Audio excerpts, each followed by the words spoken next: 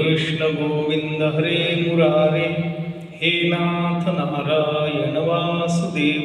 श्री कृष्ण गोविंद हरे मुरारी, हे नाथ नारायण वासुदेव। कृष्ण गोविंद हरे मुरारे, हे नाथ नारायण वासुदेव। श्री कृष्ण गोविंद हरे मुरारी, हे नाथ नारायण वासुदेव। गोपाल कृष्ण भगवान की जय। शांताकारं भुजगशयनं पद्मनाभं सुरेशं, विश्वाधारं गगनसदृशं मेघवर्णं शुभांगं, लक्ष्मीकान्तं कमलनयनं योगिभिर्ध्यानगम्यं, वन्दे विष्णुं भवभयहरणं सर्वलोकैकनाथं। कृष्णाय वासुदेवाय हरे परमात्मने प्रणतक्लेशनाशाय गोविन्दाय नमो नमः। वसुदेवसुतं देवं कंसचाणूरमर्दनं, देवकी परमानन्दं कृष्णं वन्दे जगद्गुरुं। ब्रह्मानन्दं परमसुखदं केवलं ज्ञानमूर्तिं, द्वन्द्वातीतं गगनसदृशं तत्त्वमस्यादिलक्ष्यम्, एकं नित्यं विमलमचलं सर्वदी साक्षिभूतं, भावातीतं त्रिगुणरहितं सद्गुरुं तं नमामि। सद्गुरुनाथ महाराज की जय। गोपाल कृष्ण भगवान की जय। जय श्री कृष्ण। जय श्री कृष्ण। पिछले समय शनिवार को हम ज्ञानी पुरुष के लक्षण देख रहे थे। वो 20 लक्षण बताया है। ज्ञान क्या है, ये मूलतः प्रश्न है। अब कुछ चीजें ऐसी होती है, कुछ वस्तुएं ऐसी होती है, कुछ शब्द ऐसे होते हैं कि जिनकी व्याख्या करना बड़ा कठिन हो जाता है। सबसे पहले किसी मत को या किसी सिद्धांत को जान लेने के पहले उसकी व्याख्या करना बहुत आवश्यक होता है। जैसे अर्थशास्त्र हम पढ़ते हैं तो पहले अर्थशास्त्र मतलब क्या, इसकी व्याख्याएं 2-4 हम सुन लेते हैं। वो माल्थस की है, फिर और किसी अन्य लोगों की व्याख्या है। लेकिन कुछ पदार्थ ऐसे होते हैं वो अनाख्येय, जैसे सदगुरु के लिए कहा गया कि अनाख्येयम, वो व्याख्या में नहीं बैठ सकते, लेकिन जान तो लेना है। तो फिर क्या करें? बहुत बार ऐसा होता है कि जिनकी व्याख्या नहीं की जा सकती, उनके लक्षण, उनके गुणधर्म, कैरेक्टरिस्टिक्स, वो जान के फिर हम वो पदार्थ को जान लेते हैं। वैसे ही ज्ञान क्या है, ये मूलतः प्रश्न है, लेकिन ज्ञान किसी व्याख्या में बैठता नहीं है। इसलिए भगवान ने कहा कि ज्ञानी पुरुष जो होते हैं उसके लक्षण मैं आपको बताता हूँ, वो तो सुन। वो लक्षण जिनमें है वो ज्ञानी पुरुष समझ, और वही ज्ञान है ऐसा मान ले। अब वो लक्षण हम देखते देखते 14 लक्षण हमने देख लिए थे पिछले समय, आ गए थे हम। अब 15वां लक्षण जो बताया वो अभी अव्यभिचारी भक्ति, अव्यभिचारी भक्ति नहीं, छठवा हुआ था अपना, श्लोक हुआ था। ज्ञानी पुरुष के जो बता रहे हैं वो 14 तक हुआ था। ओके। लक्षण बता रहा हूँ। हाँ, ये 7वें अध्याय से लेके तो 11वें श्लोक तक वो ज्ञानी पुरुष के लक्षण भगवान ने बताया। अब हम धीरे धीरे आगे बढ़ रहे हैं। वो 14 लक्षण तक हम आ गए थे। अभी 15वां लक्षण देखते हैं। अमानित्वम, अदम्भित्वम, ये सब हम देखते गए। थोड़ा धीरे धीरे अपन जाते हैं। अभी ये जो विषय चल रहा है 13वां अध्याय या 13वें अध्याय से आगे, ये जरा गहन, थोड़ा कठिन, थोड़ा समझ लेने में थोड़ा क्या कष्ट करना पड़ता है। बौद्धिक कसरत जिसे बोलते हैं वो, तो समझ लेने में थोड़ी कसरत है, समझाने में और ज़्यादा कसरत है। तो गीता के जो लोगों ने टीका की है, जैसे मेरे पास में ये किताबें और सारी किताबें हैं, वो सेंटेंस अगर मैं पढ़ते जाऊंगा तो वो बराबर ही हो जाएगा। गीता पढ़ना क्या और वो टीका पढ़ना क्या, एक ही बात हो जाएगी। वो समझ के हमको कुछ जान लेना है जो जीवन में अपने काम आए। इसलिए ये लक्षण में एक लक्षण बताया, अव्यभिचारी भक्ति। परमात्मा व्यतिरिक्त जगत में दूसरा कोई भी अच्छा नहीं है। गोमटे ऐसा मराठी में शब्द आया है। गोमटे मतलब सबसे प्रिय, सबसे प्यारा, सबसे सुंदर। जैसा छोटा बच्चा होता है साल 1.5 साल का, वो किसी का भी हो, कैसा भी हो, वो बड़ा अच्छा लगता है। किसी को भी उसको गोद में उठा के लेने की इच्छा होती है। गोमटे उसको बोलते हैं। गोड़ छोकरा है ऐसा अपन बोलते हैं ना, कि वैसा भगवान के अतिरिक्त कोई भी अच्छा नहीं लगता। ये निश्चय दृढ़ जिसका है, और वही दृढ़ निश्चय से वो काया, वाचा और मानसिक स्वरूप से केवल भगवान की ही सेवा करता है, दूसरे किसी की सेवा नहीं करता। तुकाराम महाराज कहते हैं, एक गाऊ आम्ही विठोबाचे नाम, अनेकांचे काम नहीं आता, एक धैर्यला चित्ती, बस उसी को हम ध्याएंगे, ऐसा ये निश्चय हो गया है। बाद में लक्षण बताया अरति। रति का मतलब प्रेम, प्रीति। ये अरतित्व है।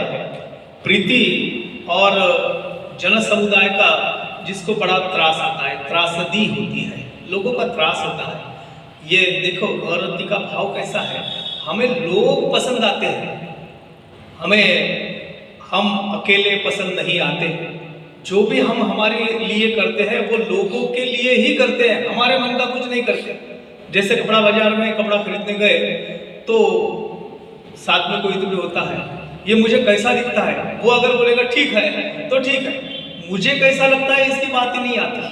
तात्पर्य क्या है कि हमारी क्रियाएं जो होती है वो लोग सम्मुख होती है, लोगों के लिए होती है।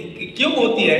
एक बार तो हम कहते हैं लोग पराये होते हैं, लेकिन लोगों के प्रति हमारा बड़ा विश्वास और प्रीति होती है। ये ज्ञानी पुरुष का लक्षण ऐसा है कि उसे एकांत पर बड़ा विश्वास होता है, एकांत में रहना पसंद करते हैं, और जन लोगों का वो त्रास मानते हैं, त्रासदी मानते हैं।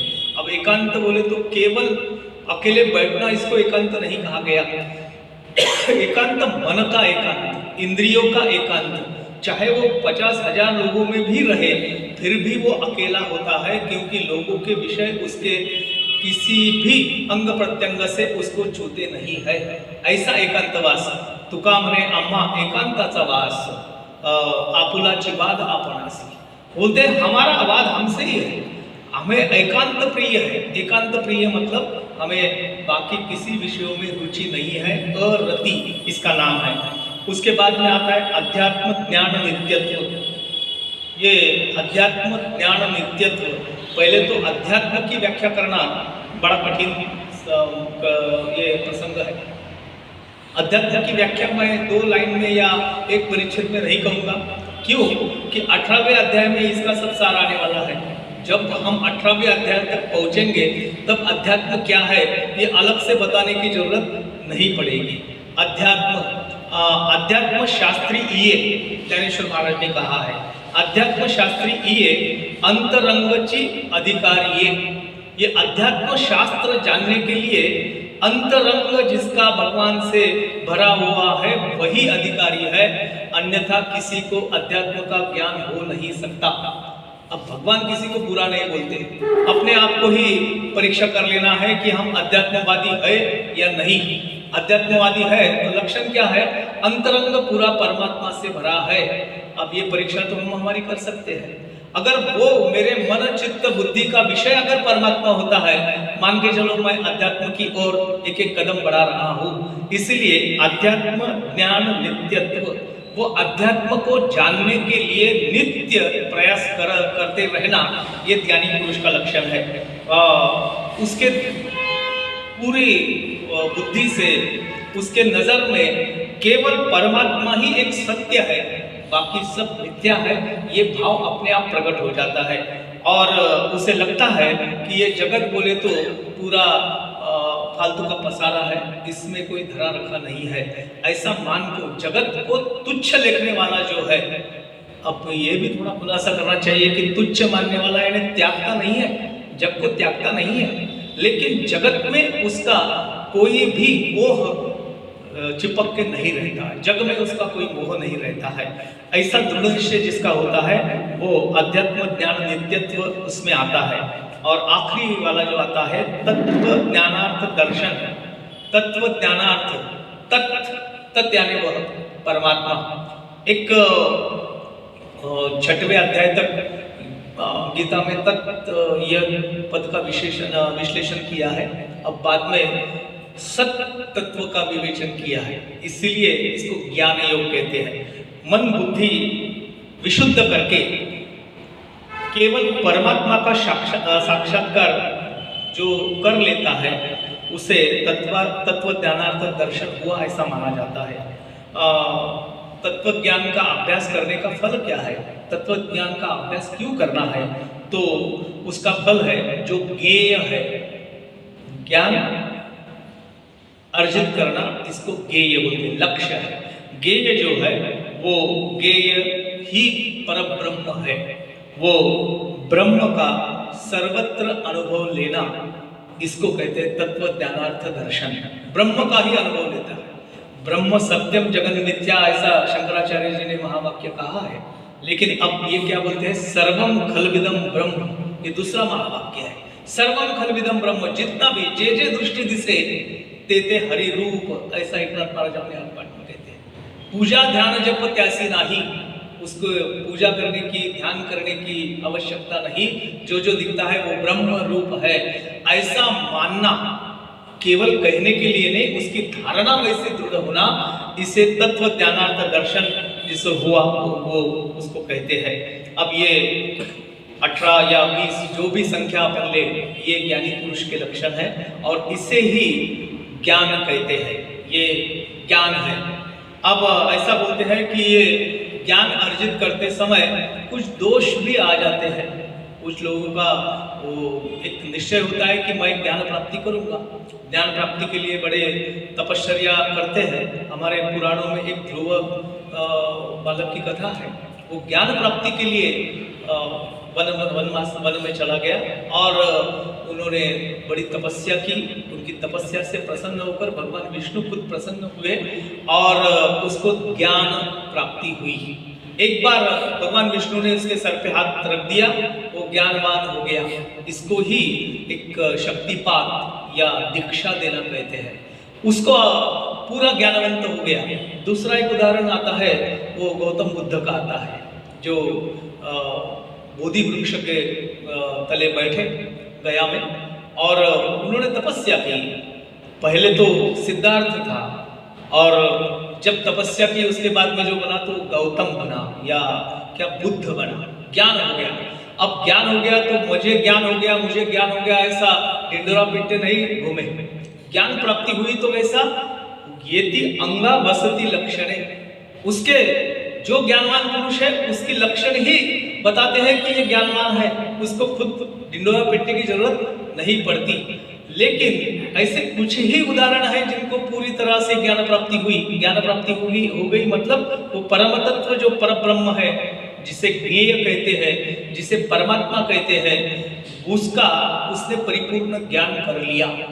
ऐसा इसके लक्षण 12वें अध्याय में ज्ञानेश्वरी में कहा गया कि ज्ञानी ज्ञान क्या है, ज्ञानी पुरुष कौन है, ज्ञानी भक्त कैसा होता है और ज्ञान होने के बाद भी वो भक्ति कैसे करता है, इसका वर्णन आया है। इसलिए मैंने पिछले समय बताया कि 12वां अध्याय ज्ञानेश्वरी का एक बार मैं बताना चाहता हूँ। अपना गीता होने के बाद में केवल 12वां अध्याय ज्ञानेश्वरी के माध्यम से हम उसकी चर्चा करेंगे।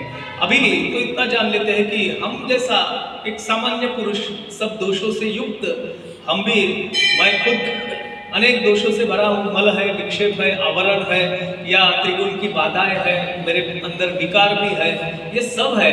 फिर भी अब गीता में बोल ही रहा हूँ, चलो ज्ञान प्राप्ति मैं भी कर लेता हूँ। ऐसा सोच के अगर ज्ञान प्राप्ति के लिए मैं प्रयास कर रहा हूँ तो कुछ दोष भी मेरे अंदर समा जाते हैं। अकस्मात, मराठीमध्ये त्याला अनपेक्षितपणे सहज गति से आ जाते हैं। कौन से है? एक तो मान बढ़ाई की कामना होती है।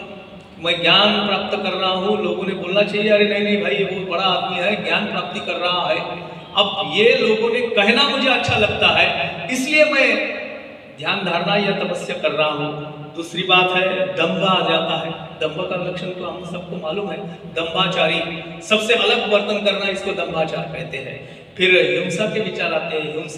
हिंसा यानी प्रत्यक्ष किसी की हत्या करना ये नहीं होता, किसी के बारे में पीड़ादायक विचार भी मन में आया तो वो हिंसा हो जाती है। ऐसा ये आदमी मेरी बहुत निंदा करता है, इसका कभी अच्छा नहीं होगा, अंदर मन में बोलता। ऊपरी ऊपरी तो बहुत बड़ा, बहुत अच्छा, आपने मेरे दोस्त को दर्शन किया, अच्छा किया वगैरह वगैरह बोलते हैं, लेकिन अंदर से लगता है कि इसका सर्वनाश हो।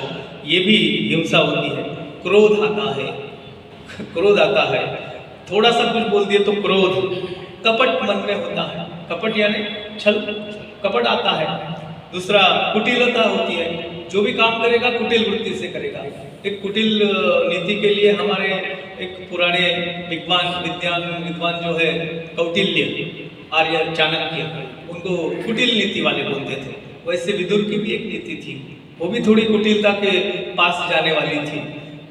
लेकिन ऐसी कुटिलता भी मन में आ जाती है, और वैसा देखा जाए तो ज्ञान को एक शाप ही है कि उसमें कुटिलता आती है। उससे ज्यादा मुझे आता है ये भाव मन में सदा रहता है, ये कुटिलता ही है। द्रोह होता है, द्रोह, विद्रोह अभी नाम बोलते हैं, विद्रोह, द्रोह आता है। फिर अपवित्रता होती है, अपवित्रता मन में अशुद्ध विचार आना, ये मन की अपवित्रता है। अस्थिरता है, किसी में चंचल मन वृत्ति रहती है। गीता पढ़ूं या पुराण पढ़ूं या भागवत का अध्ययन करूं या फिर ब्रह्मसूत्र पढ़ूं, ऐसे थोड़ा थोड़ा सब भी ले लेते हैं। ऐसा ये चंचलता भी उसके इसमें रहती, अस्थिरता रहती है। लोलुपता, किसी एक विषय में वो पूरा लीन हो जाता है। दूसरा आसक्ति होती है। आसक्ति किससे होती है? संसार से आसक्ति होती है, मेरे प्रियजनों से आसक्ति होती है। अहंता आती है, इसका भी वर्णन पहले हो गया। ममता, बड़ा प्यार उमड़ आता है। एक तो घर छोड़ने की इच्छा होती है, घर छोड़ के गया ज्ञान साधना करने के लिए, वहाँ बैठ के घर की चिंता होती है। एक बार उदाहरण भी बता दिया मैंने, फिर से रिपीट नहीं करूँगा। ममता है, विषमता है, मैं किनके साथ बैठूंगा? जो मेरे बराबरी के हैं उनके साथ में। अब ये तो जनसामान्य रीत है, समानशीले व्यसनेषु सख्यम। ऐसा बोलते हैं कि समानशील वाले जो होते हैं, समान व्यसन वाले जो होते हैं, वो आप एक दूसरे के बराबर मित्र हो जाते हैं। बड़े लोगों की कंपनी बड़ी होती है। किसी बड़े घर में शादी हुई तो बड़े घर के लोग ही जाते हैं, क्योंकि बाकी लोगों को कार्ड तो मिलता ही नहीं है। बिना कार्ड के जाना अलाउ नहीं है। गेट पे गेट कीपर है, कार्ड देख के अंदर भेजता है, बाकी को तो प्रवेश ही नहीं है। और कुछ ऐसा होता है कि आओ जाओ मंदिर तुम्हारा, ये संतों का घर है जहाँ वो सदा खुला है। दूसरा उसके आगे आता है कि अश्रद्धा होती है और कुसंग होता है। अश्रद्धा, ज्ञानी पुरुष का ये बड़ा विचित्र लक्षण है कि बहुत ज्ञान प्राप्त करना बहुत ज़्यादा उचित नहीं माना गया हमारे शास्त्रों में, क्योंकि जितना ज्ञान ज़्यादा हम प्राप्त कर लेंगे तो हमारा अविश्वास होता है, अश्रद्धा होती है। अरे उसमें क्या धरा है? नहीं, ज्ञान से वो सिद्ध नहीं होता, इसलिए हम उसको मानते नहीं है। इसीलिए बड़े बड़े ज्ञानी लोग होते हैं वो नास्तिक होते हैं, ऐसा भी देखा गया है। और कुसंग, इसी से कुसंगी लोग बन जाते हैं। ये सभी जितने भी मैंने बताया, ये जन्म मृत्यु के हेतुभूत सब लक्षण है।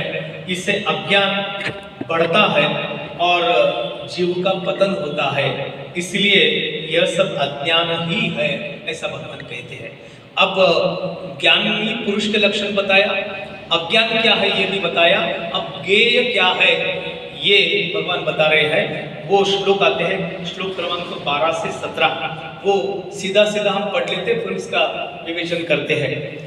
ज्ञेयं यत् प्रवक्ष्यामि यज्ञाद्वामृतमश्नुते अनादिं मत्परं ब्रह्म न सत्तन्नासदुच्यते सर्वतः पाणिपादं तत्सर्वतोक्षिशिरोमुखं सर्वतः श्रुतिमान् लोके सर्वमावृत्य तिष्ठति सर्वेन्द्रियगुणाभासं सर्वेन्द्रियविवर्जितं असक्तं सर्वभूतेषु भूश्चैव निर्गुणं गुणभोक्तृ च बहिरन्तश्च भूतानां अचरं चरमेव च सूक्ष्मत्वात् विज्ञेयं दूरस्थं चान्तिके च तत् अविभक्तं च भूतेषु विभक्तमिव च स्थितं भूतभर्तृ च तज्ज्ञेय प्रसिष्णु प्रभविष्णु च ज्योतिषामपि तज्ज्योतिर्स्तमसा परमुच्यते ज्ञानं ज्ञेयं ज्ञानगम्यं हृदय सर्वस्य विष्टितम, ये ज्ञेय है। अब क्या कहा है? श्लोक क्रमांक 12 से 17 भगवान ने उपरोक्त ज्ञान प्राप्ति के पश्चात, ये ज्ञानी पुरुष के लक्षण जानने के बाद अगर ज्ञान प्राप्ति हुई तो उसके पश्चात ज्ञान से जानने योग्य वस्तु क्या है, किसका ज्ञान हमें प्राप्त करना है, ये बताया है। इसी को ही ज्ञेय कहते हैं। और उसे जान लेने से होता क्या है? हमने ज्ञेय पदार्थ जान लिया, फिर होगा क्या? उसका उत्तर इन श्लोकों में, ये 6 श्लोकों में भगवान ने दिया है। और ज्ञेय को जानने का फल क्या है, ऐसा एक शब्द में भगवान ने बताया कि अमृत तत्व की प्राप्ति, ये ज्ञेय जानने का फल है। अमृत तत्व की प्राप्ति होती है। और बताते हैं कि जानने के योग्य केवल परमात्मा है। और उस ज्ञेय का वर्णन अब विस्तार से इस 12वें अध्याय से फिर आगे बताते हैं। कहते हैं कि अनादि जो जानने योग्य है तथा जिसको जानकर मनुष्य परमानंद को प्राप्त होता है, उसको भली भांति मैं तुझे समझाऊंगा। वह अनादि वाला परब्रह्म न सत्य ही कहा जाता है न असत कहा जाता है। विस्तार यह है, परमात्मा ज्ञेय है। मतलब क्या है? मतलब वही सच्चिदानंद घन सगुण ब्रह्म है। भगवान स्वयं निर्गुण और गुणों का भोक्ता है, गुणों के भोक्ता है। अब यहाँ हर एक में एक दूसरे के विरुद्ध ऐसे लक्षण भगवान के बताया है। एक बताया है कि वो सगुण ब्रह्म है, सच्चिदानंद घन है, सत है, चित्त है, आनंदमय है और सगुण ब्रह्म है। और आगे बोलते हैं कि स्वयं निर्गुण है। अब इसके अमेल कैसे करने का? सगुण है तो सगुण बोले तो रूपधारी जो है उनको सगुण कहते हैं। जिनको सब इंद्रिय है उनको सगुण कहते हैं। जिनके पास त्रिगुण है उनको सगुण कहते हैं। लेकिन परमात्मा का वर्णन तो निर्गुण निराकार आता है। वो निर्गुण है फिर भी सब गुणों के भोक्ता है। इसलिए ज्ञानेश्वर महाराज कहते हैं तुझ सगुण मणों की निर्गुण रे, सगुण निर्गुण एक गोविंद रे, वो दोनों ही तू है।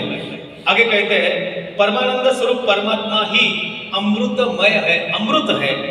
अभिप्राय यह है कि परमात्मा के ज्ञान से मनुष्य सदा के लिए जन्म मृत्यु रूप संसार बंधन से मुक्त हो जाता है। अमृतमय, क्या अमृत है ऐसा क्यों कहते हैं? एक बार परमात्मा जान लिया कि ये जन्म मृत्यु का फेरा जो है इससे मुक्त हो जाता है। अमृत का लक्षण बताया है हमारे पुराणों में कि अमृत का पान अगर कर लिया तो मृत्यु नहीं आता।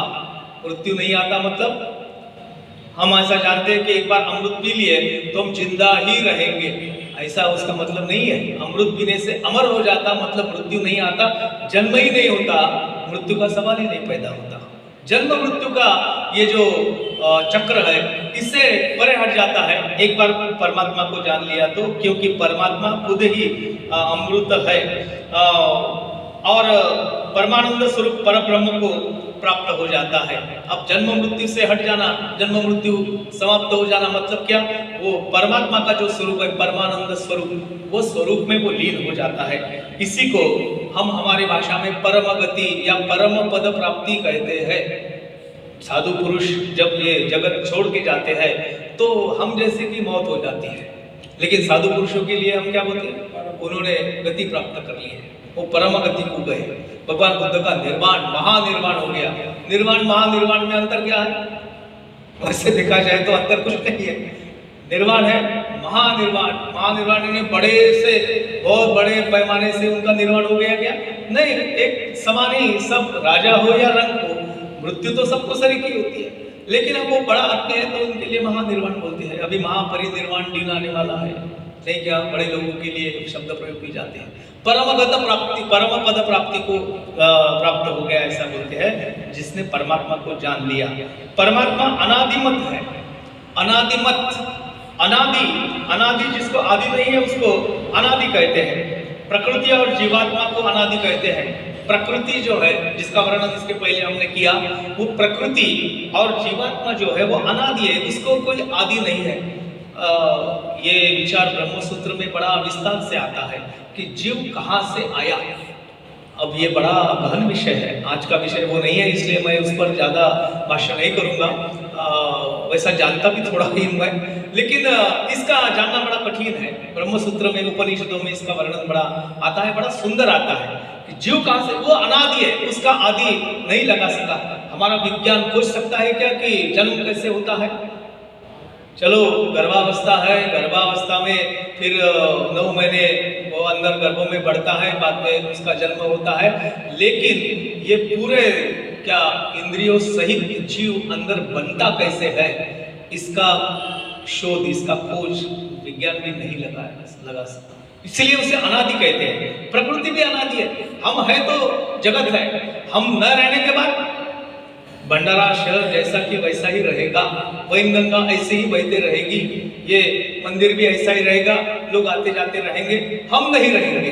इसका मतलब हम गए तो सब गया, ऐसा नहीं होता है। प्रकृति अनादि है, वो अनादिकाल से चलते आई है। हम दादा परदादाओं को, पुरखों को पूछते हैं कि भाई भंडारा में वैनगंगा नदी तो आपके समय थी क्या? वो बोलेंगे थी, कोरम्बी की टेकड़ी भी थी, वैनगंगा भी थी, ये सब था। उनको पूछा कि कब से है, बोलते हैं हमारे पुरखों ने बताया कि ऐसा ऐसा है, ये शहर है, उसका वर्णन ऐसा आया है। वहां से लेके आज तक और आगे कितना दिन चलेगा उसका भी पता नहीं है। हमारे कितने भी पीढ़ियां आएगी जाएगी, फिर भी ये प्रकृति नित्य है, इसलिए उसको अनादि कहते हैं। इन दोनों के स्वामी भगवान खुद है, इसीलिए उनको अनादि मत कहते हैं। अनादि तो ये प्रकृति है। ज्ञेय तत्व ही निर्गुण निराकार सच्चिदानंद घन परमात्मा है। ब्रह्म पद वेद ब्रह्मा और प्रकृति का भी वाचक हो सकता है। ज्ञेय ये जो पद है या ब्रह्म पद जो है वो ब्रह्मा के लिए हम बोलते हैं, या फिर प्रकृति का भी ज्ञेय उसको ब्रह्म कह सकते हैं। लेकिन ज्ञेय तत्व का स्वरूप उनसे विलक्षण है, भगवान का स्वरूप उससे भी विलक्षण है, इसलिए उसे परम ब्रह्म कहा गया। केवल ब्रह्म नहीं, परम ब्रह्म। परम ब्रह्म क्यों? स्वतः वो प्रमाण सिद्ध है, उसे किसी प्रमाण की जरूरत नहीं है। किसी वस्तु को सिद्ध करने के लिए प्रमाण की जरूरत होती है। ये प्रमाण है, इसलिए ये वस्तु अमुक है। लोहा सोने का, लोहे का सोना होता है, वो वस्तु क्या है? पारस है, परिस है। अगर नहीं होता है तो नहीं। सोने की परीक्षा वो क्या सुनार लोग करते हैं, कसौटी का एक पत्थर रहता है, उसमें घस के हम कितना भी घसे, सामने बैठे हैं उनको बड़ा अच्छे से मालूम है, हम कितना भी घसे वो काले पत्थर पे, तो हमें सोने का और पीतल का अंतर नहीं पता चलेगा। दिखावटी से तो बिल्कुल ही नहीं चलेगा, वो नकली जो होता है वो ज्यादा चमक वाला होता है। इसलिए भगवान या परब्रह्म जो है वो स्वतः प्रमाण सिद्ध है, उसको किसी के प्रमाण की जरूरत नहीं, और नित्य है, सदा के लिए स्थित है, अविनाशी है।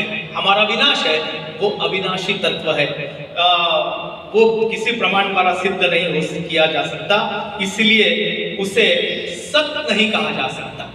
एक तो सत असत ऐसा परमात्मा है ऐसा बोलते, अब बोलते हैं कि वो सत्य नहीं है। सत्य क्यों नहीं है?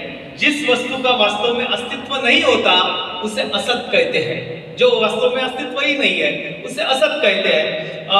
परंतु परब्रह्म परमात्मा का अस्तित्व नहीं है ऐसा बोल सकते हैं क्या? नास्तिकवादी बोलते हैं कि भगवान को मानने की जरूरत नहीं। वो पाश्चात्य देशों में एक बड़ा क्रांतिकारी विचार आ गया कि भगवान मृत हो गए, भगवान मर गए, अभी ईश्वर नाम की कोई चीज बची नहीं है, कोई जरूरत नहीं है ईश्वर की, वो मर गया, ऐसा एक विचार आया। लेकिन जिन्होंने ये विचार, जिस देश में ये विचार प्रस्तुत हो गया, वही देश वाले आज यीशु ख्रिस्त के बुत बना रहे हैं और प्रार्थना घरों में प्रार्थना कर रहे हैं कि एक तू ही सत्य है, ऐसा वो मान रहे। एको सत विप्रा बहुस्या वदंती। तात्पर्य क्या है कि भगवान का अस्तित्व अवश्य है और वो उसका अस्तित्व है, इसी के कारण हम सबका होना सिद्ध है। अगर उसका अस्तित्व गया तो हमारा भी अस्तित्व ऑटोमेटिकली अपने आप मिट जाएगा, इसलिए उसे भगवान को असत भी नहीं कहा जा सकता। परमात्मा सत्य और असत दोनों से ही परे है, इसलिए वो सत्य ये प्रमाण में भी नहीं होता, बैठता नहीं। संकुचित हो जाता है। बहुत बार कहते हैं कि हम भगवान की आराधना करते हैं, किसी मूर्ति को बना के वो मूर्ति की आराधना करते हैं। भगवान के दर्शन करना है, चलो सवेरे उठ के हमें शीतला माता मंदिर जाके दर्शन करना है। भगवान का कहना यह है, नहीं, आप जाना छोड़ो मत, काकड़ आरती को भी जरूर जाते जाओ, भगवान के दर्शन तीनों समय करते जाओ। लेकिन ये ज्ञानी पुरुष का मानना है कि अगर भगवान के दर्शन करने आप केवल एक मंदिर में जाते हैं तो भगवान की शक्ति को हम उतने में ही मर्यादित कर लिए। वो तो सर्वव्यापी है, वो तो सर्वव्यापी है। इसलिए मैंने अभी बोला कि जे दृष्टि दिखे ते ब्रह्म रूप, जो जो हमें सृष्टि में दिखता है वो ब्रह्म रूप है। भगवान सत और असत दोनों से परे है।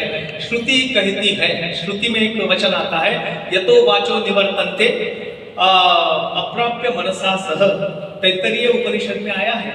यतो वाचो निवर्तन्ते, ये वाचा से नहीं कहा जाता, अनिर्वचनीय है। यथा वाचो निवर्तन्ते, वो वाचा से वर्णन करने योग्य नहीं है, वाचा से वर्णन किया नहीं जा सकता, इसलिए वाणी पंगु हो जाती है। अप्राप्य मनसा सह, मन का जो अवकाश है, मन की जो गति है या मन का जो एक मर्यादा है उससे भी परे है। मन से भी वो अपने वश में नहीं हो सकता, मन से भी उसकी व्याख्या नहीं कर सकते, ऐसा वो तत्व है। अब उसके आगे के श्लोक में कहा गया कि वह ज्ञेय तत्व जो है वो कैसा है। ये जो 13वां श्लोक है, सर्वतः पाणिपादम तथा सर्वतो शिशिरो मुखम सर्वतः श्रुतिमत लोके सर्वम आवृत्यम तिष्ठति। एक जो श्वेतातर उपनिषद है उसमें जैसा कि वैसा ही ये श्लोक आया है, गीता में जो श्लोक है। इसीलिए बोलते हैं सर्वोपनिषदो गाओ दुग्धा गोपाल नंदनाहा, सब उपनिषदों को गैया मानकर उसका दोहन भगवान श्री कृष्ण ने खुद अपने हाथों से किया।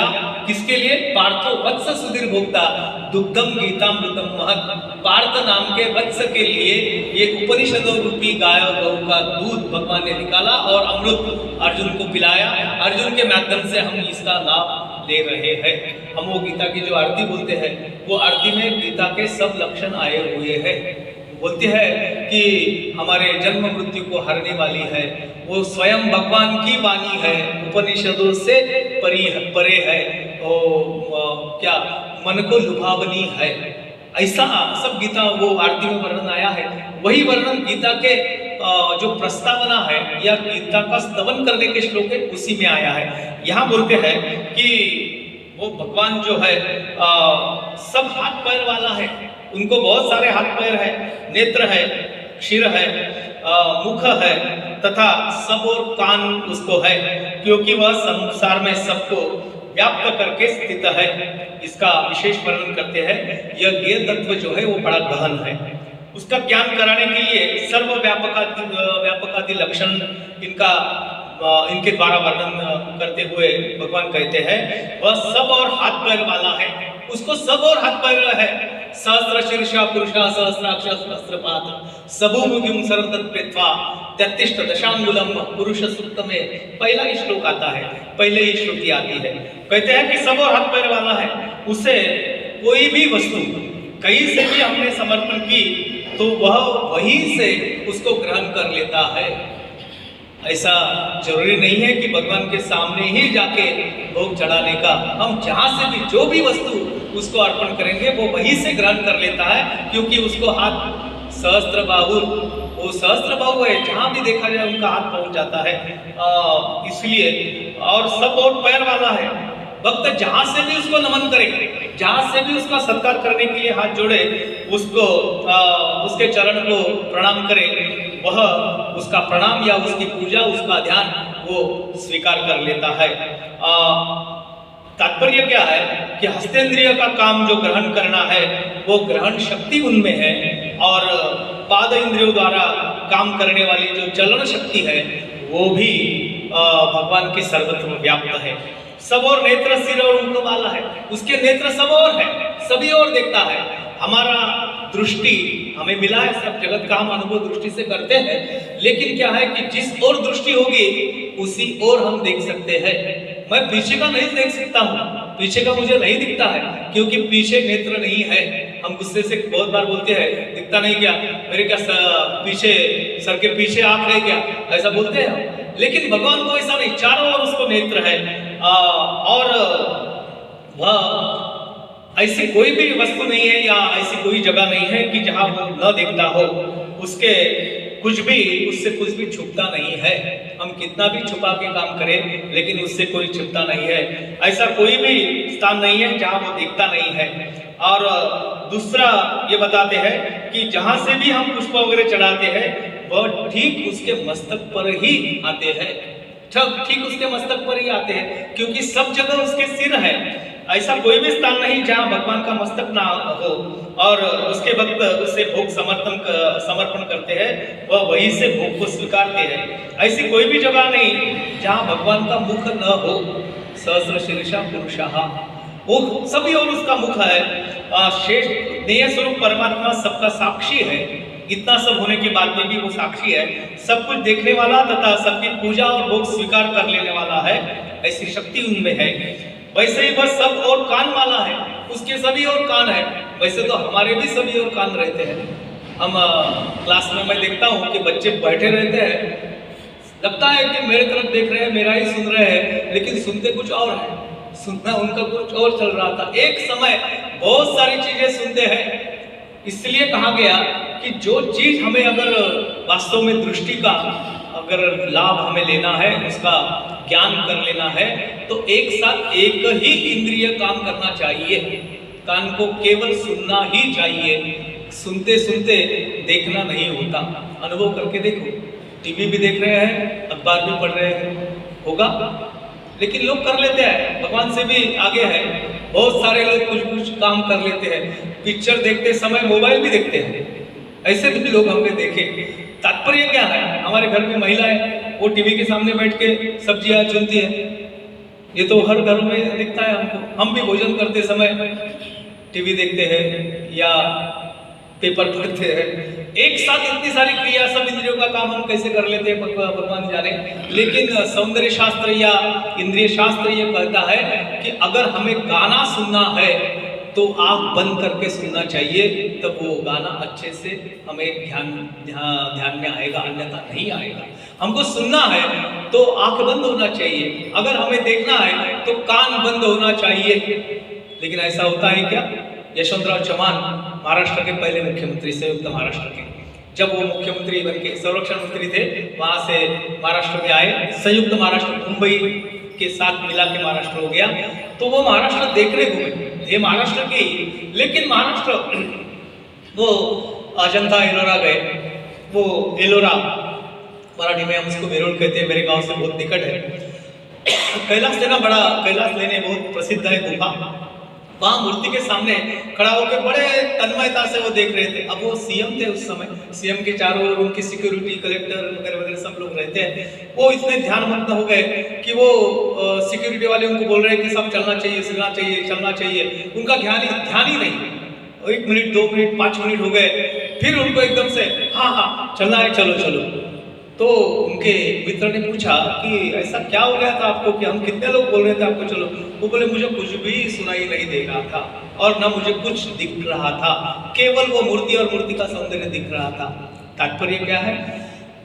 एक समय तन्मयता से, एकाग्रता से वो मूर्ति का आनंद ले रहे थे। भगवान तो सब और कान वाला है, जहां कहीं से भी उसके भक्त उसकी स्तुति करते हैं या प्रार्थना करते हैं, याचना करते हैं, उसे सब सुनाई देता है। इसलिए बोलते हैं कि वो सब सुनने वाला है, जहां से भी प्रार्थना करो वो सुनता है। और संसार में वह सबको व्याप्त करके स्थित है। जो सब में व्याप्त होता है वो स्थित कभी नहीं हो सकता, वो चल होता है। जैसे आकाश है, वायु, अग्नि और जल, पृथ्वी, इन सब, इसका कारण आकाश होता है और इन सबको व्याप्त करके भी वो स्थित है। वो इन सब में सम्मिलित नहीं होता, परे रहता है।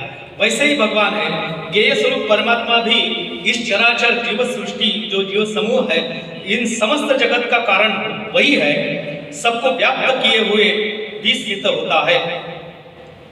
इसका मतलब इतना ही है कि वो परमात्मा ये सबसे परिपूर्ण है, चर अचर जगत में वो स्थित है।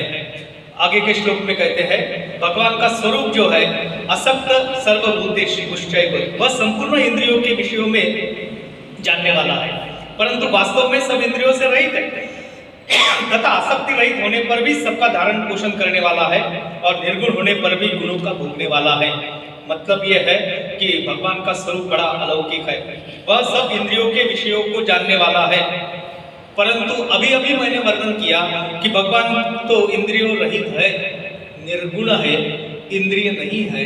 12वें अध्याय में भगवान कहते हैं कि तो पहावया डोळे मज अचक्षुषी डोळे, तो पहावया हे डोहळे, मुझे उन भक्तों को देखने की बड़ी इच्छा होती।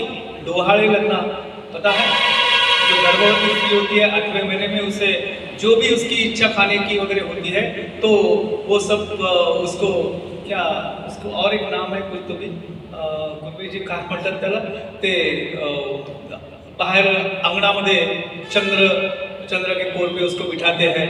पिक्चरों में हमने देखा है, झूला झूलाते हैं, उसको सब खाने पीने की चीज देते हैं। मराठी में उसको डोहाड़े लगते, 7वां महीना वो डोहाड़े बोलते हैं उसको मराठी में, डोहाड़े डोहाड़े पूरा उसके डोहाड़े पूरा करने की उसकी माँ बड़ी जिद करती है। अनेक जगह ऐसा बताते हैं और ये वर्णन तो देवकी के डोहाड़े के भी किया है, कौशल्या माता के डोहाड़े की भी किया है। देवकी से तेज दिसे जैसा सूर्य, ऐसा नामदेव महाराज ने कहा है। कौशल्या माता को डोहाड़े लगे तो डोहाड़े क्या लग गए, बताया गया कि उसके बाद में ही रामायण का वो सब घटना घटी। कौशल्या ने दशरथ महाराज को इच्छा प्रकट की कि मुझे डोहाड़े कैसे लगे, मुझे ऐसा लगता है कि मैं वनवास में जाऊं, ये सब त्याग कर मैं शुभ्र वल्कल पहनूं या जंगल जंगल घूमूं, मुझे सृष्टि देखना है। ऐसा कौशल्या ने अपने डोहाड़े देखे थे। ऐसा बोलते हैं कि कौशल्या के डोहाड़े वैसे लगे इसलिए राम जी को वनवास भोगना पड़ा। जैसे माँ की वांछा होती है वैसे पुत्र होता है, ऐसा बोलते हैं। देवकीचा गर्भ, देवकीचा तेज दिसे जैसा सूर्य। देवकी कारागृह में थी, बहुत सारे कष्ट उसको झेलना पड़ता था, तब भी उसके मुख पे 7वां महीना जब लगा, जब भगवान पेट में थे तो इतना सहस्त्र कोटि सूर्य का तेज उसके चेहरे पे आ गया था और ऐसा तेजस्वी पुत्र देवकी माता को हुआ जिसका नाम हम श्री कृष्ण बोलते हैं। तात्पर्य क्या है कि वो वास्तव में इंद्रियों रहित है, लेकिन उसका सगुण रूप जो भी है वो भी अद्भुत है और अलौकिक है। 13वें श्लोक में वो बताया गया हाथ पैर मुख और अन्य इंद्रियों के सहित है। अभी बताया अन्य अनेक हाथ वाला अनेक पैर वाला, लेकिन यहाँ बताते हैं कि वो इंद्रियों के विषय जानने वाला है पर इंद्रियों रहित है, उसको कोई इंद्रिय नहीं है। हमको इंद्रिय होते हैं, उनको कोई इंद्रिय नहीं है। लेकिन ये विरोधाभास क्यों है, तो इसका मतलब ये है कि इंद्रियों से रहित बताने का अभिप्राय है कि इस जो भी इंद्रियों के विषय, इस विषयों के प्रकार की इंद्रियों के रहित होकर भी वह सब जगह उन विषयों का ग्रहण करने वाला होता है।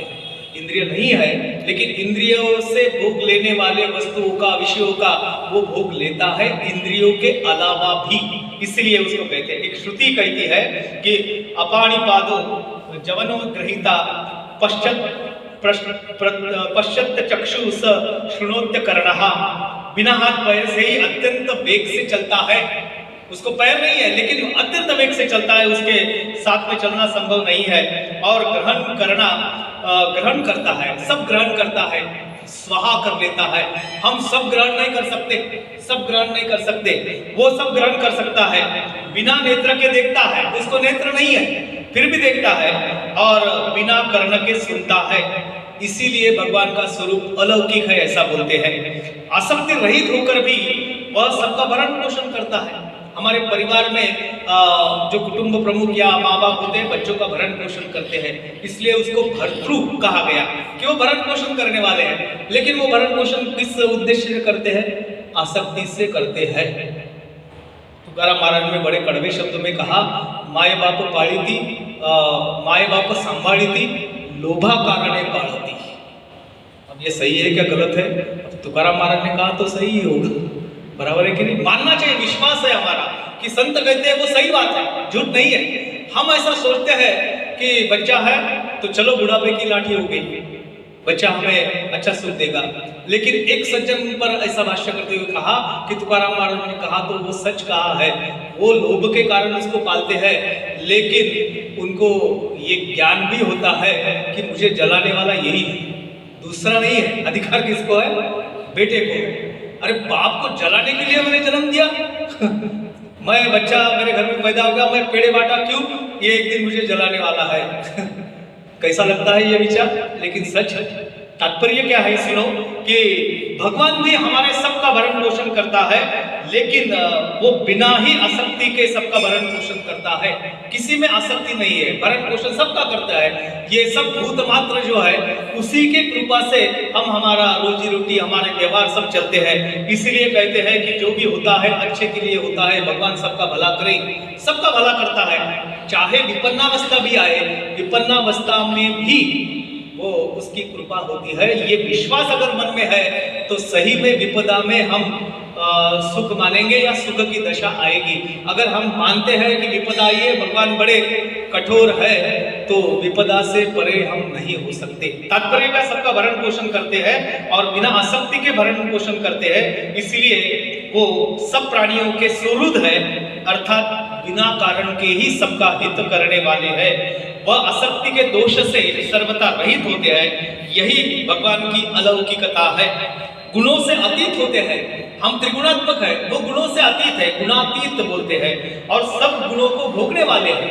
फिर से विरोधाभास है, गुणों के अतीत है लेकिन गुणों को भोगने वाले हैं। सब गुणों का भोक्ता होते हुए भी अन्य जीवों के भांति प्रकृति के गुणों से लिप्त नहीं है। प्रकृति के गुण जो है वो उसको असर नहीं करते, हम पर प्रकृति के गुण असर करते हैं। प्रकृति के कारण हम बाल्यावस्था से वृद्धावस्था में जाते हैं, इसके लिए कोई कष्ट नहीं करना पड़ता, कोई प्रयास नहीं करना पड़ता। देखते देखते हमारे बाल सफेद हो गए, देखते देखते हमारे चेहरे पे झुर्रियां आ गई, देखते देखते हमारे घुटने दर्द कर रहे हैं। एक समय ऐसा आता है कि बेड से उठना भी मुश्किल हो जाता है। मैं ही था वो कि जो 10-10 मील दौड़ता था, मैं ही था वो कि जो क्या लोहे के चने चबाता था। आज मुझे नरम चीजें भी खाना मुश्किल हो गया है, डॉक्टर बोलते हैं सूप ही पिलाते जाओ, बहुत हो गया। तात्पर्य क्या है कि इसके लिए कोई कष्ट नहीं करना पड़ता। एक ही दिन सामने आता है, बिना कर्तृत्व के लोग अभिनंदन करते हैं, शुभेच्छाएं देते हैं। कौन सा दिन? जन्मदिन। उसके लिए क्या प्रयास किया हमने? अभिनंदन किसका करते हैं? कुछ कर्तृत्व किया तो अभिनंदन करते हैं। हमें तो बिना कर्तृत्व से ही अभिनंदन होता है। जन्मदिन के दिन लोग फूल वगैरह देते हैं, भेंट वस्तुएं देते हैं। कर्तव्यकारी क्या है? बस एक साल जिंदा रहा, और वो भी हमारे प्रयास से नहीं, चल रहा है। एक अल्बर्ट कामू नाम का एक वैज्ञानिक है, उसको पूछा गया कि लोग क्यों जीते हैं। अरे बड़ा आश्चर्यजनक सवाल है कि क्यों जीते हैं। हमको पूछा तो हम बड़ी लंबी चौड़ी लिस्ट दे देंगे कि क्यों जीता हूँ। अरे मुझे ये प्राप्त करना है, मेरे बेटे को क्या पढ़ाना है, लिखाना है, नौकरी पे लगाना है, शादी करना है, फिर नाती बनती देखना है, और अच्छा सा मकान बनाना वगैरह वगैरह वगैरह। उनको पूछा गया कि क्यों जीते हैं, वो बोले बहुत सरल है, मरण आता नहीं इसलिए जीते हैं। अगर मरण आ गया तो कौन जीता है? मरण की राह देखते हैं। इसलिए उन्होंने एक और भी महावाक्य कहा कि आदमी को जिंदा रहना, जीवन जीवित रहना, यह मिला हुआ अभिशाप है। अब ये हम तुरंत विश्वास नहीं करेंगे, लेकिन जीवित रहना यह अभिशाप है। उसका कहना अगर सूक्ष्म दृष्टि से विचार किया तो हमें पट्टा भी है कि जीवन है इसलिए हमें कष्ट झेलना पड़ता है, दुख है, इसलिए लोग मृत्यु का आश्रय करते हैं। अभी पिछले सप्ताह माह में बहुत सारी आत्महत्या लोगों ने कर ली है। इसका उत्तर ये नहीं है, ये नहीं है। जीवन में कष्ट है, दुख है, आपदा है, लेकिन उससे भिड़ना यह मनुष्य का कर्तव्य है। बाबा आमटे जी आप सब जानते हैं, वो बोलते थे कि संकटों का सामना करना चाहिए, संकटों से परे हटना नहीं चाहिए, संकटों का सामना करना चाहिए। इसलिए कुंती माता ने भगवान जी को प्रार्थना की, बोले भगवान जी की मांग लो क्या मांगना है। सबने कुछ कुछ मांग लिया, आप भी कुछ मांग लो। बुआ थी, वो बोले हे कन्हैया मुझे इतना ही वर दो कि हमेशा मेरे पर ऐसी आपदाएं विपदाएं दुख आते रहे। वो बोले तो अजब मांग रही हो, सब लोग तो सुख मांगते हैं, तू तो दुख मांग रही हो, क्यों? बोले ऐसी आपदा में दुख में तेरा स्मरण हमें बार बार होता है, सुख चैन आ गया तो तेरा विस्मरण हो जाएगा, इसलिए मुझे दुख में रख, ऐसा उन्होंने वर मांगा था। तात्पर्य क्या? गुणों से अतीत होकर भी सब गुणों का भोक्ता है, अन्य जीवों के भांति प्रकृति के गुणों से लिप्त नहीं है। भगवान कभी बूढ़े नहीं होते, भगवान के कोई भी शरीर कभी थकते नहीं है, प्रकृति के संबंध से समस्त गुणों का भोक्ता है। वो खुद नहीं भोगता है लेकिन प्रकृति के गुणों से सब भोगता है। यही भगवान की या परम ब्रह्म की अलौकिकता है। वह चराचर भूतों के बाहर और भीतर भी परिपूर्ण है। आगे वाला श्लोक जो है उसका ये मतलब है कि वो चराचर सब भूतों को बाहर भीतर परिपूर्ण है और चर अचर रूप भी वही है। वह सूक्ष्म होने से अविज्ञेय है तथा अति समीप और अति दूर से भी स्थित वही है। इसका मतलब यह है कि वह चराचर भूतों के बाहर और भीतर परिपूर्ण है। जैसे समुद्र में हिमनद होता है, ग्लेशियर जिसको कहते हैं, समुद्र बर्फ का बहुत बड़ा पहाड़, वो पहाड़ के आजू बाजू अंदर क्या होता है? केवल जल ही होता है, क्योंकि बर्फ का ढेर है। हमने सुना है टाइटैनिक नाम का एक जहाज था, बहुत बड़ा जहाज, वो एक ग्लेशियर से टकरा के समुद्र में डूब गया, बहुत सारे लोगों की मौत हो गई और एक कहानी बन के रह गया, इतिहास बन के रह गया। अभी भी उसके अवशेष ढूंढना चालू है, फिल्में भी उस पर बनी या नॉवेल्स वगैरह में भी उसका वर्णन आया, अभी भी लोग उसका उदाहरण देते हैं। वो इसमें कहा गया कि वो भगवान कैसे है कि समुद्र में जैसा वो ग्लेशियर होता है, हिमनद होता है, वैसे उसके अंदर बाहर जैसा जल होता है, वैसे चराचर भूत उनसे भिन्न नहीं होती है। चराचर भूत भी वही है। जैसे समुद्र में वो हिमनद होता है, उसके बाहर अंदर जल होता है, वास्तव में वो हिमनद जो है, बर्फ का पहाड़ जो है, वो जल के अलावा दूसरा कोई पदार्थ उसमें नहीं है, वो खुद भी जल का ही होता है। वैसे ही समस्त चराचर जगत उस परमात्मा की स्वरूप है, उससे भिन्न नहीं है। वो खुद ही सब जगत है और जगत के साथ में भी वही है। अविज्ञेय है, अत्यंत सूक्ष्म होने के कारण दृश्य में नहीं आता, इसलिए उसको अविज्ञेय कहते हैं। सूर्य किरणों में जल छुपा हुआ होता है, हमारी दृष्टि से दिखता है क्या? नहीं दिखता है। वो परमाणु रूप है, वो परमाणु रूप है, इसलिए उसके लिए वो सूक्ष्म दर्शक यंत्र माइक्रोस्कोप उसके द्वारा देखना पड़ता है, फिर हमको वो प्रकाश तत्व में छिपा हुआ जल दिख सकता है। इसलिए उसको दुर्विज्ञेय कहा जाता है। दूर की वस्तु बड़ी दिखने का जो यंत्र है दुर्विज्ञेय है, लेकिन परमात्मा दुर्विज्ञेय नहीं, वो अविज्ञेय है। अविज्ञेय है, ऐसे बहुत समीप होने के कारण हमको दिखता नहीं है। अब बहुत समीप जो चीज होती है वो दिखती नहीं है। दिखती है क्या? चश्मा आपके कितने पास है, लेकिन चश्मा दिखता है क्या? नहीं दिखता है। अत्यंत दूर होने से क्या होता है कि अत्यंत दूर होने से भी वो दिखता नहीं है, लेकिन भगवान ने कहा है कि वो विज्ञानानंद घन परमात्मा है, वो सदा ही परिपूर्ण है। इसलिए इस तत्व को समझने वाले श्रद्धालु लोग जो होते हैं उनके लिए वो अति निकट है। अर्जुन के तो पास में ही था, नहीं क्या? तुकाराम महाराज हमारे कहते हैं कि मागे पुढे उभा राहे संभाळीत आलिया आघात निवार आया। हमारे पास भगवान है, कैसे है? हम जब आवाज लगाएंगे हमारे सामने खड़ा है, जब भी आवाज लगाएंगे हमारे सामने खड़ा है। नाम आठवीता रूपी प्रगट पैसाला, हमने नाम स्मरण किया और तात्काल सामने खड़ा हो गया। ऐसे श्रद्धालु जो है उनके लिए वो अति समीप है, और जो अश्रद्धालु है उनके लिए अत्यंत दूर है, अत्यंत कठिन है, उनके वश में, उनके पास में, उनके नजर में वो नहीं आ सकता। वो अविभक्त है, और अविभक्त होने पर भी सब प्राणियों में विभक्त सा प्रतीत होता है या विभक्त सा स्थित है। अब इसका भी ये विरोधाभास है, वो अविभक्त है यानी किसी से भिन्न नहीं है, लेकिन फिर भी हमें भिन्न भिन्न लगता है। जैसे महाकाश है, महाकाश वास्तव में विभाग रहित, आकाश परिपूर्ण है, जहां भी जाओ, हम अब भारत में है तो आकाश दिखता है, अमेरिका में गए तो एंड हो गया क्या? नहीं, एंड नहीं होता। दूसरी छोर पे यूरोप हमारे सात समुद्र के परे है ऐसा बोलते हैं, वहां गए तो वहां भी आकाश ऐसा ही है जैसा यहाँ हमारे यहाँ दिखता है। आकाश ये सब जगह विभाग रहित है। हमारे यहाँ आकाश नीला है तो क्या यूरोप में हरा है? नहीं, वहां भी नीला ही है, एक ही है, लेकिन हमको भिन्न भिन्न लगता है, विभाग लगते हैं। क्यों लगता है? जैसे ये एक उपनिषद का वचन है कि मठी आकाश जैसे, मठी आकाश जैसे, मटके का आकार जैसा होगा वैसा उसमें आकाश स्थित होता है। जैसे घड़ा अगर बड़ा है तो आकाश बड़ा दिखता है, छोटा है छोटा दिखता है। मटका फूट गया तो क्या हो गया?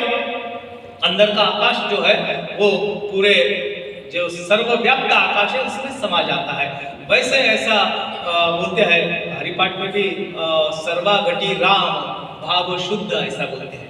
हम भी एक घटी है, हमारे अंदर भी वही है, सर्वाघटी राम। हमारा भगवान कैसा? हमारे जैसा। हर एक का भगवान उसके जैसा होता है। अन्य अन्य लोग अन्य अन्य पदार्थ अन्य अन्य प्रकार से उसको पूजते हैं, भजते हैं, वो उनके लिए उस प्रकार का होता है। तुका म्हणे पूर्वी इच्छा जया जैसा विठ्ठल, जिसको जैसा लगता है वैसा है, लेकिन वो ऐसा भिन्न भिन्न नहीं है, वो विभाग रहित है। तो भी समस्त चराचर प्राणियों में क्षेत्रज्ञ रूप से पृथक पृथक यानी अलग अलग सदृश स्थित प्रतीत होता है। वो भूत भर्तृ है। अभी बताया मैं, भर्तृ, भूत भर्तृ मतलब समस्त प्राणियों का भरण पोषण करने वाला है, इसलिए उसको विष्णु कहते हैं। वो ग्रसिष्णु है। ग्रसिष्णु मतलब क्या? कि वो सबका संहार, जगत का संहार करने वाला है। एक तो नियम होता है, संहार करने वाला कोई अच्छा होता है क्या? लेकिन हमारे सृष्टि का नियम है, जो उत्पन्न हुआ उसको नष्ट होना ही है, और नष्ट किसी निमित्त से, कारण से होगा। बिना कारण किसी की मृत्यु होगी ऐसा नहीं होता। नहीं, जिए जिए जिए, एक दिन उसका मन में आया कि आज मर जाएंगे, मर गए, ऐसा नहीं होता। मरने के लिए निमित्त होना चाहिए, नहीं क्या?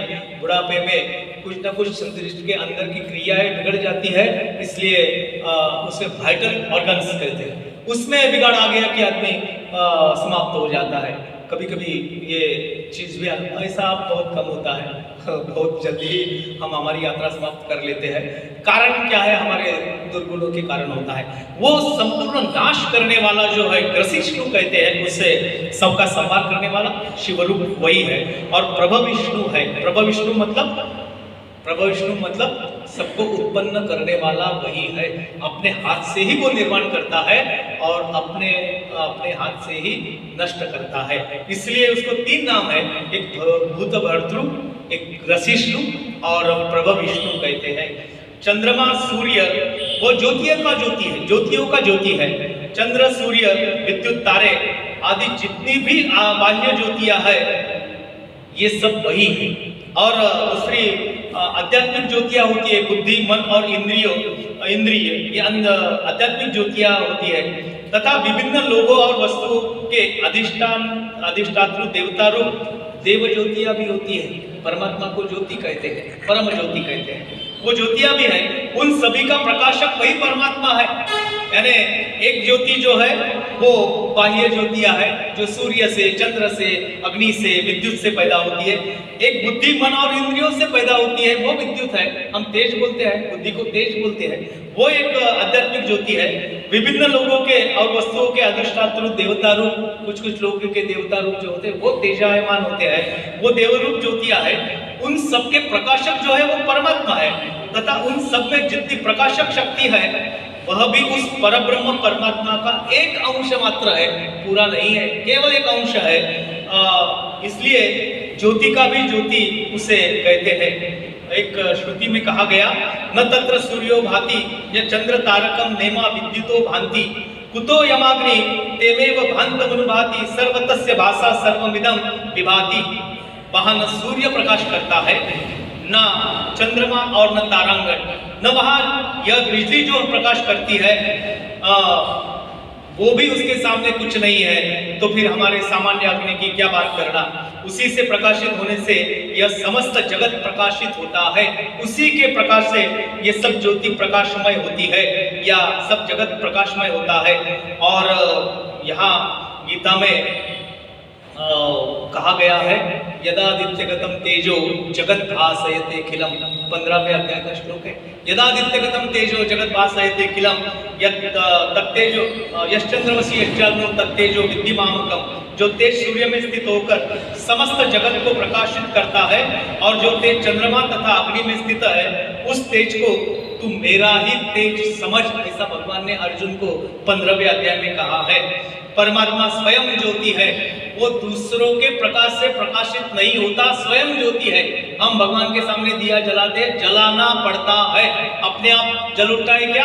नहीं, भगवान को कोई तेज देना नहीं पड़ता, वो स्वयं ज्योति है, स्वयं प्रकाशित है। और एक लक्षण ये भी है कि स्वयं ज्योति रूप कौन होता है? ज्ञान स्वरूप है, भगवान ज्ञान स्वरूप है।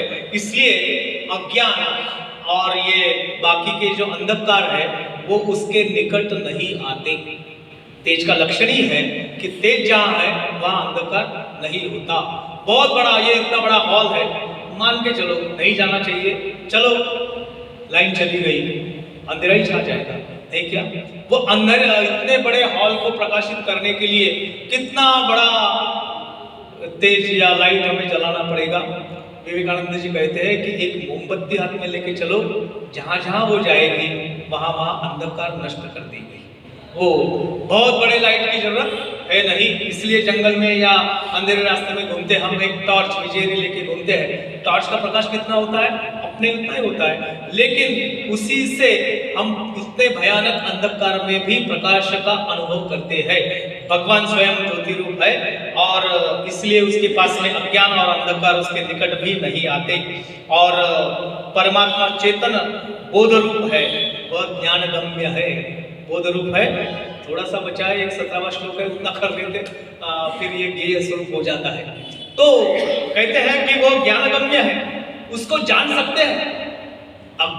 वो ज्ञान के परे नहीं है, उसको ज्ञान से जाना जाता है। बहुत सारे लोगों ने उसको जाना है। एक अभंग में वर्णन आता है कि कपिल महामुनि या सांख्यवादी, उन्होंने उनको जाना और खुद भगवान हो गए। जिसने उसको जान लिया ज्ञान से, वो परमात्मा स्वरूप हो जाते हैं। एकनाथ जी के हरिपाठ में, एकनाथ महाराज के हरिपाठ में आता है, वो पद मेरे को अभी याद नहीं आ रहा कि, लेकिन उसमें ये कहा गया है कि हरिसी जानोनी हरीश झाले, दत्त कपिल महामुनि हरिसी जानोनी हरीश झाले। वो भगवान को उन्होंने जाना अपने ज्ञान से और वो भगवान स्वरूप हो गए। और कैसे जानना चाहिए? ये कहते हैं कि चेतन ज्ञानगम्य है, ज्ञान से प्राप्त किया जाता है। और तत्व जानने के लिए सभी को पूर्ण रूप से उद्योग करना चाहिए, पूर्ण रूप से, तन मन से हमको कष्ट उद्योग करना चाहिए। और कहते हैं कि कैसे जानना चाहिए, अब तन मन लगा के कैसे जानना चाहिए? वो बोलते हैं कि ये जो पहले मैंने लक्षण बताया, इसके ज्ञानी पुरुष के अमानित्वम, अदम्भित्वम, अरुचि, अरति वगैरह जो लक्षण बताए, 18-20 लक्षण बताए हैं, वो ज्ञान साधन है भगवान को प्राप्त करने के। वो हमारे अंदर में स्थित कर लिए कि उस ज्ञान साधन द्वारा जो ज्ञान प्राप्त होता है, जो तत्व ज्ञान हमें प्राप्त होता है, उससे उसको जाना जाता है। और वो है कहाँ? तो भगवान ने उसका उत्तर 17वें श्लोक में आखिरी चरण में दिया है, हृदय सर्वस्य विष्ठितम, वो सबके हृदय में स्थित होता है। और इसका मतलब ये है, परमात्मा अगर सब तरफ व्याप्त है, फिर सबके हृदय में स्थित ऐसा क्यों कहा गया? वो तो सर्वत्र व्याप्त है, अलग से बताने की जरूरत क्या है? अरे भाई, सूर्य का प्रकाश होने पर सभी चीजें प्रकाशमान हो जाती है, तो खिड़की खोलने की आवश्यकता क्या है? खिड़की खोलेंगे तभी घर में उजाला आएगा क्या? नहीं, दिन हुआ तो ऑटोमेटिकली दिन लाइट बुझाना ही पड़ेगा, क्योंकि घर में उजाला हो जाएगा। अलग से मेरे खिड़की से प्रकाश आएगा कहने की जरूरत नहीं है। भगवान सब में व्याप्त है, सब जगत में स्थित है, तो फिर हृदय में वो सबके हृदय में स्थित है, ऐसा क्यों कहा गया? परमात्मा सब जगह समस्त भाव से परिपूर्ण होते हुए भी हृदय में उसकी विशेष अभिव्यक्ति है, हृदय में उसकी विशेष अभिव्यक्ति होती है। इसलिए कहा गया हृदय सर्वस्य विष्ठितम। जैसे सूर्य का प्रकाश सब जगह समान रूप से विस्तृत रहने पर भी, सूर्य का प्रकाश सब जगह विस्तृत रहता है, लेकिन दर्पण आदि में उसकी प्रतिबिंब रूप विशेष अभिव्यक्ति होती है। दर्पण यानी आईना, आईने में अगर सूर्य बिंब पड़ा तो क्या होता है, विशेष रूप से अभिव्यक्ति होती है। फिर वो आईने में भी वो सूर्य जो दिखता है वो उस सूर्य से भी ज्यादा तापदायक होता है। रात के समय अगर गाड़ी चलाए तो पीछे का लाइट हमारे मिरर पे आता है तो बड़ी तकलीफ होती है, नहीं? खुद वो लाइट को देखे तो उतनी तकलीफ नहीं होती जितना मिरर में देखने से होती है। वो विशेष वो अभिव्यक्ति उसकी होती है सूर्य का दर्पण में। या सूर्यमुखी शीशा, हम बचपन में खेल खेलते थे, वो भिंग होता था जिससे बड़ी वस्तुएं दिखती थी। वो ऐसा सूर्य के पास लेके नीचे कागज वागज रखते थे और वो बराबर उसका ज्योति उस पर, वो प्रकाश किरण उस पर डालते थे। थोड़ी देर डालने के बाद में उसमें धुआं उड़ना शुरू हो जाता था और अग्नि प्रज्वलित होता था। इसका मतलब ये है वो जो सूर्यमुखी शीशा, उसको सूर्यमुखी शीशा क्या बोलेंगे, बहिर्गोल, बहिर्गोल होता है ना, बाहर से ये होता है, बहिर्गोल बिंग होता है। वो बहिर्गोल बिंग से अगर हमने कुछ जलने योग्य पदार्थों पे उसका प्रकाश डाला तो वो जल उठता है। तात्पर्य क्या है कि उसमें उसकी विशेष अभिव्यक्ति है। वैसे ही भगवान अन्य सभी पदार्थों में जैसे सूर्य की अभिव्यक्ति नहीं, विशेष अभिव्यक्ति नहीं होती, वैसे सब जगह परमात्मा है, लेकिन उसके उपलब्धि का स्थान जो है ज्ञानी पुरुषों के हृदय में उसका निवास होता है। वो प्रत्यक्ष ही प्रकट होता है, इसीलिए ज्ञानी पुरुष को हम भगवान ही कहते हैं। उनके हृदय में वो प्रत्यक्ष प्रकट होता है। 15वें अध्याय में 15वां श्लोक है, सर्वस्य चाहम हृदि सन्निविष्टो मत्तस्मृतिर्ज्ञान नपमोहनञ्च। कहते हैं कि सर्वस्य चाहम हृदि सन्निविष्टो, सर्वत्र होकर भी मैं हृदय में स्थित हूँ। मत्तस्मृति ज्ञान नपमोहनञ्च, स्मृति स्मृति पुराण ज्ञान ये सब जानने के परे हृदय के अंदर झांकना चाहिए। इसलिए 18वें अध्याय में भगवान ने कहा, ईश्वर सर्वभूतानां हृदयेषु अर्जुन तिष्ठति। मैं तो सर्वत्र व्याप्त हूँ। वासुदेवराव चौरगड़े नाम के एक बड़े विद्वान थे, उनके बड़े किताबें, बड़े अच्छे व्याख्यान देते थे विष्णु सहस्त्रनाम पे और ये सभी गीता उपनिषद पे। उन्होंने बड़ा सुंदर उदाहरण दिया। वो बोलते हैं कि वो पोस्ट में काम करते थे, पोस्ट मास्टर थे। वो बोले कि भगवान कहाँ है, भगवान कहाँ है, पूछते हैं लोग, मैं पोस्ट वाला आदमी। अरे बोले भगवान ने अपना पता पिन कोड सहित दिया है। बोले कैसा? तो बोले ईश्वर सर्वभूतानां हृदयेषु अर्जुन तिष्ठति, सबके हृदय में स्थित हूँ। और हम आत्मा गुड़ाकेशो सर्वत्र, वो सभी हम आत्मा गुड़ाकेशो, गुड़ाकेश मतलब अर्जुन, गुड़ाकेश ने लंबे केश वाला, गुड़ाकेश अर्जुन के बाल बड़े लंबे थे इसलिए गुड़ाकेश कहा कि मैं तो सबके, हम आत्मा गुड़ाकेशो, मैं तो ब्राह्मण सर्वभूतानि, सब भूतों में घूमता हूँ और हृदय में मेरी विशेष उपलब्धि है। इसलिए हृदय के अंदर मुझे खोज, बाहर खोजने की या बाकी ज्ञान साधनों की तपस्या करने से कोई हल नहीं होगा। मतलब साधना करना नहीं है, ऐसा नहीं है। जिसने जाना हृदय के परमात्मा को, उसको ज्ञान साधन व्यर्थ है, लेकिन जिसने जाना नहीं उसको जानने का मार्ग यही है जो सांख्य योग में कहा गया, जो ध्यान योग में कहा गया। यहाँ विश्राम करते हैं। ये ज्ञेय का लक्षण हमने कर लिया। अब इसके आगे भगवान जो बताते हैं 18वें श्लोक से, उसका विवेचन हम शनिवार को सवेरे 7 बजे करेंगे। यहाँ विश्राम करते हैं, हमारे श्लोक बोलेंगे और फिर समाप्ति करेंगे। एक आज सवाल ये है कि आपने कहा कि ज्ञानी पुरुष में कुछ दोष आ जाते हैं, तो ज्ञानी पुरुष अब दोष कैसे आ सकते हैं? हाँ, इसका उत्तर भगवान ने दिया है। ज्ञानी पुरुष के दोष ये अप्रत्यक्ष है, अप्रगट है, अप्रगट है। मतलब क्या? ये संभावना है, वो आते हैं ऐसा नहीं है। ज्ञानी पुरुष को अहंता होने का संभव है और होती है। ज्ञान का अहंकार होता ही है, ज्ञान का दंभ होता ही है, ज्ञान की आसक्ति होती है। इसका मतलब यह है कि ज्ञानी पुरुष जो है वो विशुद्ध रूप से ज्ञानी होकर भी उसमें ये दोष आते हैं। जैसे पुराणों में उल्लेख है कि क्या जमदग्नि ऋषि बहुत ज्ञानी थे लेकिन बड़े क्रोधी थे, बड़े क्रोधी थे। और दुर्वास नाम के ऋषि थे, उनको तो खुद भगवान को भी सामने खड़ा कर सकते थे, इतनी उनकी शक्तियां थी, लेकिन फिर भी उनमें क्रोध था। विश्वामित्र जैसे ऋषि थे, 60,000 साल उन्होंने तपस्या की, लेकिन एक मेनका का दर्शन हो गया तो विषय वासना उनकी तीव्र हो गई। बहु ये एकनाथ महाराज हरिपाठ में बड़ा सुंदर, परशुराम जी भी थे, परशुराम जी भी थे, परशुराम भी थे, परशुराम भी थे। एकनाथ महाराज ने अपने हरिपाठ में बड़ा सुंदर कहा। वो बोलते हैं कि ये जितने भी क्या करिता तपे काम क्रोध खवड़ती, करिता तपे काम क्रोध खवड़ती। हिमालय में गए, तपस्या कर रहे, भूख लगी तो खाना नहीं है, प्यास लगी तो पीना नहीं है, एक पैर पे खड़े होना है, दूसरा पैर ठिकाना ही नहीं है, ऐसा करते रहे तो हम कितनी हमारे इंद्रियों को पीड़ा देंगे, कितनी पीड़ा देंगे। एक बार ऐसा लगेगा मन ही मन में, बाहर दृश्य नहीं होगा, अरे ये सब मैं कर रहा हूँ लेकिन भगवान फिर भी, बहुत सारे लोगों को तो तुरंत प्राप्त हो गया, मैं तो इतने साल से खड़ा हूँ, मुझे क्यों नहीं मिल रहा है। ये एक भावना आसक्ति पैदा होती है। तात्पर्य क्या है कि ये पीड़ाएं उसी को होती है जो वो तपस साधना में वो पूरे अंतःकरण से वो लीन होता नहीं है। ये जो कहा गए दोष जो है वो आज के जमाने की बात कर रहा हूँ, वो ऋषि मुनि की बात नहीं है। वो ज्ञानी है तो सर्वथा ज्ञानी, वशिष्ठ मुनि है, उनको कभी क्रोध नहीं आता था, उनको कभी ममता नहीं आती थी। वही थे विश्वामित्र ने जब बोला कि राम को हमारे साथ में भेज दो, पुत्र मोह से दशरथ ने नहीं कहा था, विश्वामित्र जिद कर रहे थे, थोड़े क्रोधित भी हो गए थे। वशिष्ठ मुनि ने दशरथ राजा को समझाया कि इनके साथ भेजना ही योग्य है, तुम्हारा प्यार इससे है, छोटा है, लेकिन ये हर एक बाप को लगता है कि मेरा बेटा छोटा है, नहीं क्या 50 साल का हो गया तो भी लगता है कि अरे नहीं तेरे को नहीं जमेगा, मैं समझा के बताता हूँ। क्यों भाई 50 साल का हो गया, 20 साल तो धंधा ही कर रहा है, तो अब धंधे का और दूसरा क्या, नहीं खुद जाके बैठेंगे ही बैठेंगे।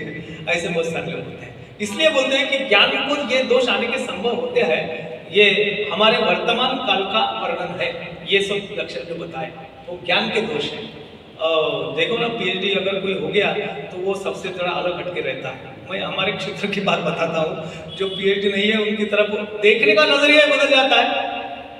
चलो ये एक देखने में आता है, एक आधी औरत ने शादी ब्याह में बहुत सारे गहने ऊंची ऊंची वस्त्र पहने तो सामान्य स्त्रियों की तरफ तो देखती भी नहीं है। चलो यही बात है, अपने श्लोक पढ़ते हैं। नाम संकीर्तनम यस्य सर्व पाप प्रणाशनम प्रणामो दुःख शमनस् नमामि हरिं परम। नाम संकीर्तनम यस्य सर्व पाप प्रणाशनम प्रणामो दुःख शमनस् नमामि हरिं परम। नाम संकीर्तनम यस्य सर्व पाप प्रणाशनम प्रणामो दुःख शमनस् नमामि हरिं परम। गोपाल कृष्ण भगवान की जय। श्री कृष्ण। जय श्री कृष्ण।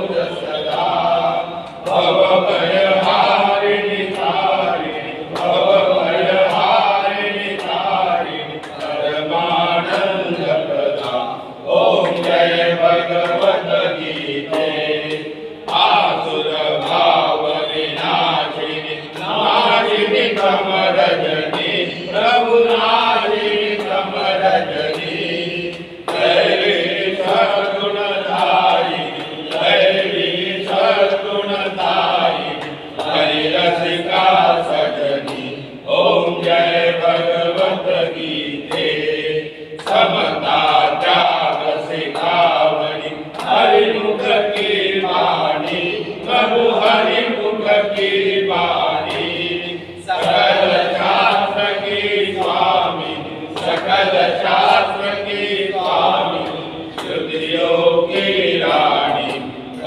जय भगवत गीते दया सुधा बरसावनी मातु कृपा कीजे प्रभु मातु कृपा कीजे हरिपद प्रेम दान कर हरिपद प्रेम दान कर अपनो कर लीजे ओम जय भगवत गीते जय भगवत गीते प्रभु जय भगवत गीते हरि कमल बिहारी हरि कमल बिहारी सुंदर सुपुनीते ओम जय भगवत गीते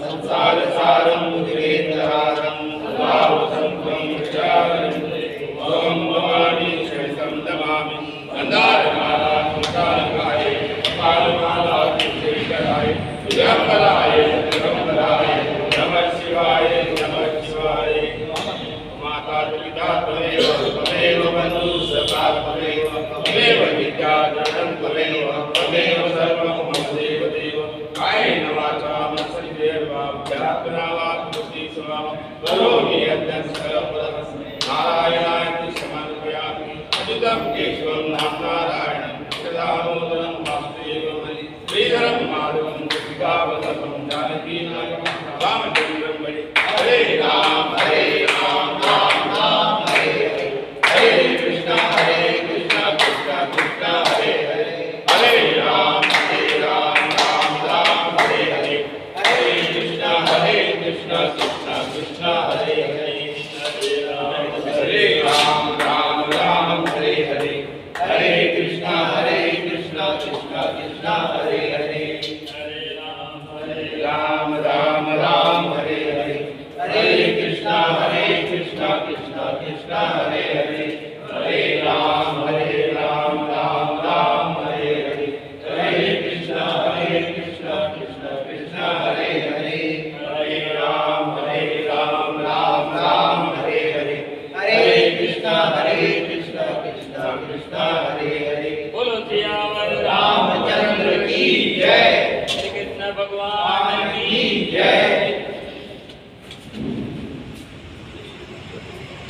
शनिवार को सुबह 7 बजे आप कब जाओगे?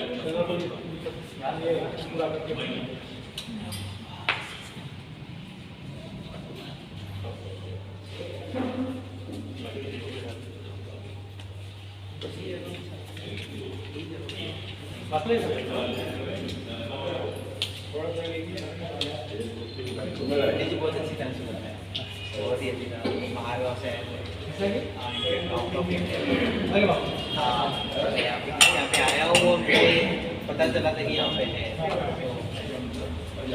चलिए मैं तो